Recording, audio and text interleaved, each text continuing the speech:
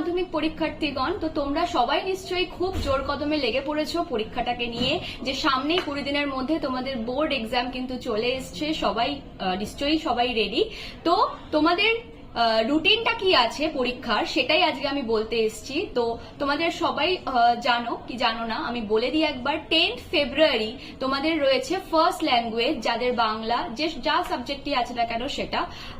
তোমাদের 11th ফেব্রুয়ারি রয়েছে হচ্ছে সেকেন্ড ল্যাঙ্গুয়েজ। তারপর রয়েছে হচ্ছে আবার 15th ফেব্রুয়ারি তোমাদের ম্যাথ। তো একটা টানা গ্যাপ তোমরা পাচ্ছ ম্যাথটাকে খুব ভালো করে রেডি করার জন্য। তারপর তোমাদের আবার হবে 17th-এ হিস্ট্রি এক্সাম। তো সেখানেও একটা তোমরা একদিনের গ্যাপ পাচ্ছ, হিস্ট্রিটাকে যেহেতু একটু বেশি পড়তে হয়।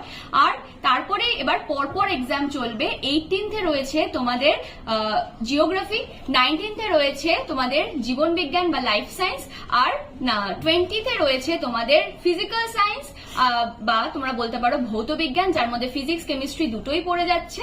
আর 22nd মানে লাস্ট দিন তোমাদের যাদের যাদের ইলেকটিভ ল্যাঙ্গুয়েজ রয়েছে বা যে সাবজেক্টটা তোমরা রেখেছো ইলেকটিভ বা অপশনাল করে, সেইটা তোমাদের এক্সাম রয়েছে।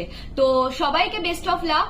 আগামী দিনে যে এক্সাম তোমরা দিতে চলেছো, লাইফের ফার্স্ট একদম ভাইটাল এক্সাম। তো সবাই মন দিয়ে সুন্দর করে পড়াশোনা করে পরীক্ষাটা দাও আর খুব ভালো রেজাল্ট করো। তো চলো, টাটা।